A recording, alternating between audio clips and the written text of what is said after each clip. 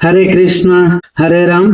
गीता का यह श्लोक, हे कृष्ण हे परम योगी, मैं किस तरह आपका निरंतर चिंतन करूं और आपको कैसे जानूं?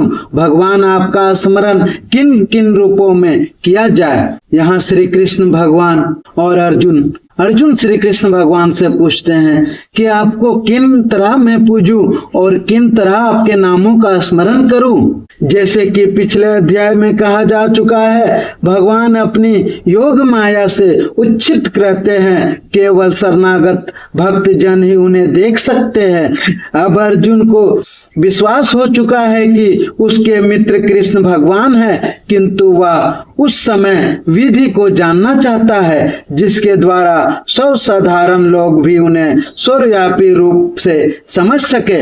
असुरों तथा नास्तिकों सहित सामान्य जन कृष्ण को नहीं जान पाते, क्योंकि भगवान अपनी योग माया शक्ति से उच्छित रहते हैं। दूसरी बात यह है कि ये प्रश्न जन सामान्य के लाभ हेतु पूछे जा रहे हैं। उच्च कोटि का भक्त केवल अपने ही ज्ञान के प्रति चिंतित नहीं रहता, अपितु सारे मानव जाति के ज्ञान के लिए भी रहता है। अतः अर्जुन वैष्णव या भक्त होने के कारण अपने दयालु भाव से सामान्य जनों के लिए भगवान के सर्वव्यापक रूप के ज्ञान का द्वार खोल रहा है।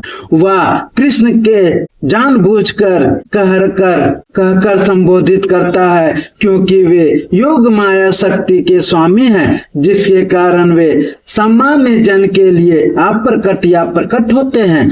सामान्य जन जिसे कृष्ण के प्रति कोई प्रेम नहीं है, कृष्ण के विषय में निरंतर नहीं सोच सकता, वह तो भौतिक चिंतन करता है। इस अर्जुन इस संसार के भौतिकवादी लोगों की चिंतन प्रवृत्ति के विषय में विचार कर रहा है।